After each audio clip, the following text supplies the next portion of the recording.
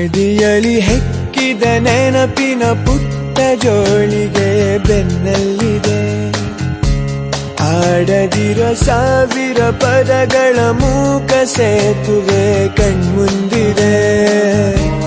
ಈ ಹೆಜ್ಜೆಯ ಗುರುತೆಲ್ಲವ ಅಳಿಸುತ್ತಿರೋ ಮಳೆಗಾಲವೇ ನಾನಿನ್ನಯ ಮಡಿಲಲ್ಲಿರೋ ಬರಿಗಾಲಿನ ಮಗುವಾಗುವೆ.